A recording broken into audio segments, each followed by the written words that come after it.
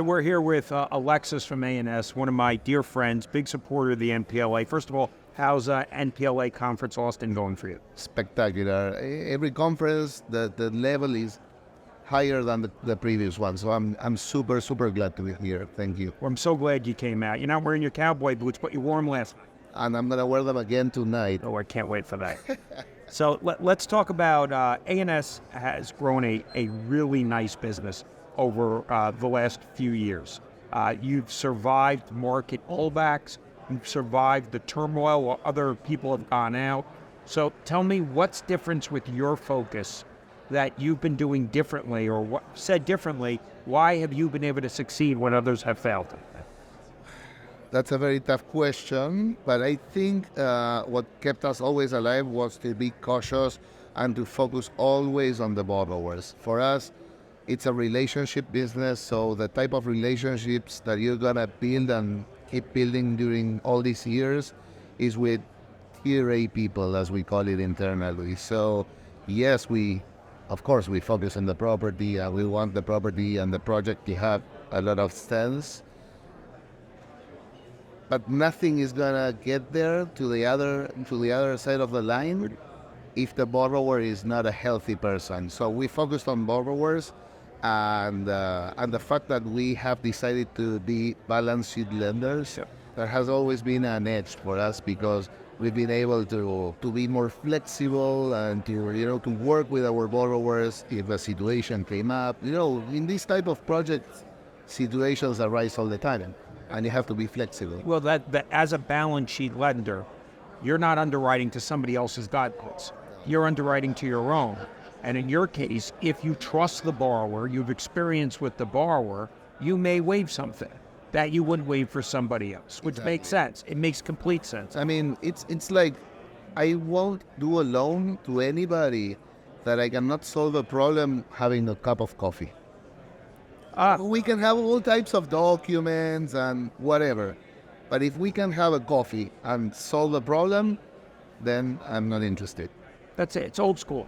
That's old school trust, and that's really important. And people, in this day and age when stuff has become institutional and some of Wall Street is just trading paper, nameless, faceless names on a document, entities that nobody knows, it's just going back and forth, you're getting behind it to have a relationship with the sponsor or the borrower of the deal to know what's going on. I respect that. 100%. I think there's no other way of running your business today. It's tough, because it requires a lot of time. Yeah. Dinners and I don't know, things on your personal time. Yeah.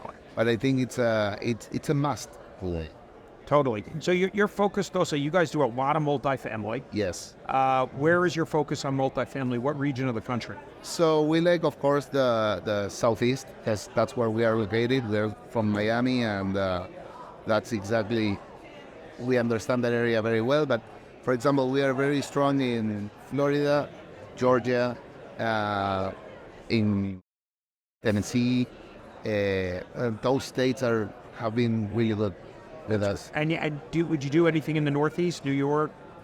Oh, no, not these days. Not these days. I don't. Tell me why. Well, I mean, New York, foreclosures in New York are just impossible. We've had a bad experience there, and it's taking us forever. It's going to take us forever. I have a very good attorney friend who told me that's going to take us, 2-3 years, and that's not good for business. And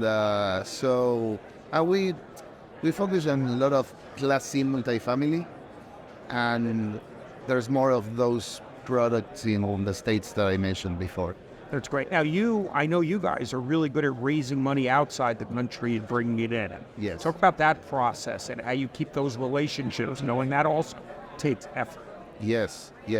So we've been very lucky to have a wealthy family that backs us up, and they always like the business and they understand real estate. So it's been fairly easy for us to grow with them and to make them grow in the game with us. And of course, we've been doing everything here by the book, per se, in order to have more trust. And so they invested a hefty amount of money with us.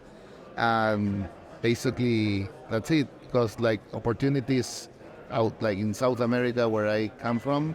I'm originally from Argentina, and like opportunities there are inexistent.